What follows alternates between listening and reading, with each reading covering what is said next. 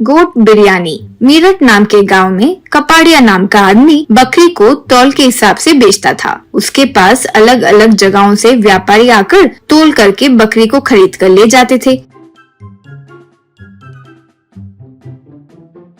एक दिन कपाड़िया के पास उसका भांजा भानु आया। अब कपाड़िया से भानु, मामा जी मुझे आजकल अजीब और गरीब सपने आ रहे हैं मामा जी। ऐसा था कि मैं देश का प्रधानमंत्री गया हूँ, फिर पूरी दुनिया का प्रधानमंत्री बन गया और फिर भगवान मेरे पास उतर कर आए और बोले, बेटा मैं इतना समय दुनिया को बचाया, अब से तुम ही दुनिया की रक्षा करना, भगवान बनकर तुम ही मेरी जिम्मेदारी लो। यूँ बोले मामा जी, सच होगा क्या? यूँ कहा कपाड़िया। रे इसे पागलपन कहते हैं रे, अर्जेंट जाकर डॉक्टर को दिखाओ, वरना ऐसे खाली मत बैठे रहो, कोई काम देख लो। भानु, अरे मामा आप भी, मेरी माँ हमेशा आपके साथ रहने ही कहती है, सुना है बचपन में आपको भी ऐसे ही ख्याल आए थे, सच है ना? कपाड़िया, क्यों रे, तुम्हारी माँ तुम्हें बर्दाश्त नहीं कर सकी तो मुझ पर सौंप दी क्या? देखो हमसे बकरी खरीदने के लिए लोग आते रहते हैं, उनके लिए बिरयानी बनाने की सोच रहा हूँ। अब तुम्हें ही उसे पॉपुलर बनाना होगा, कहीं कहीं से तो लोग आकर खाना चाहिए, ऐसे करोगे तो तुम्हें भी उसमें पार्टनरशिप दूंगा। यूँ कहा भानु। पार्टनरशिप या जिम्मेदारी पे बात आए तो मैं तो किसी से कम नहीं हूँ मामा, मुझ पर छोड़ दो, एक एक इंसान आपको ढूंढते हुए आएगा, ऐसे करूँगा। यूँ कहा। फिर अगले दिन कपाड़िया बिरयानी सेटअप लगाया। वहाँ बकरियों को लेने जो लोग आए वे मटन बिरयानी खाकर एंजॉय कर रहे थे।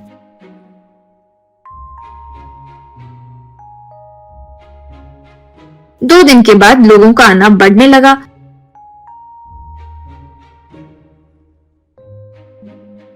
देखते ही देखते रोज 100 लोगों के करीब आकर बिरयानी खाकर जा रहे थे। इससे कपाड़िया भानु की खूब प्रशंसा किया और उसके हिस्से के पैसे दिया। 2 दिन में 1 महीना पूरा होने को आ गया तो कपाड़िया के घर भानु आकर, मामा जी कल परसों मैं नहीं आऊँगा, दोस्तों के साथ नई पिक्चर देखने सिटी जा रहा हूँ, तब तक हमारा बिरयानी सेंटर आप ही संभालो। यूँ कहा। कपाड़िया ने ठीक है कहा।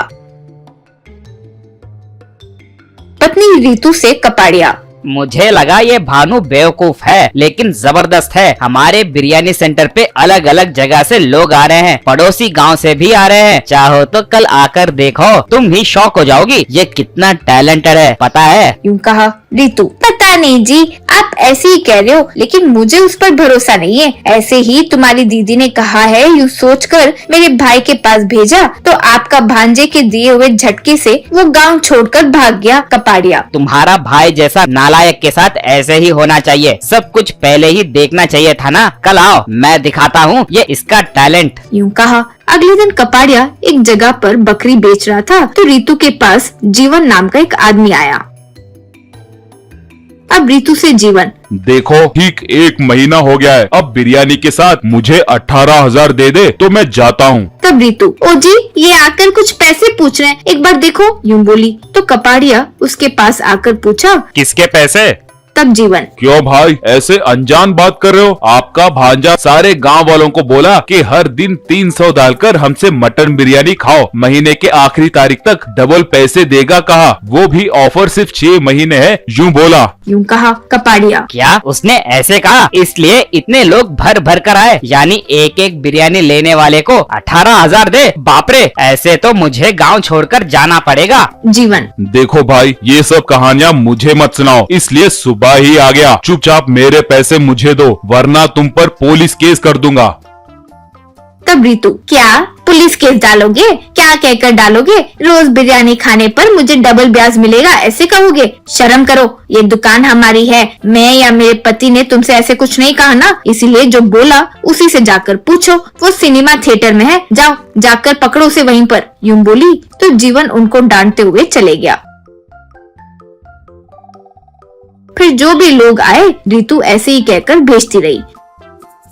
उस दिन कपाड़िया भानु के घर जाकर उसे खूब मारा।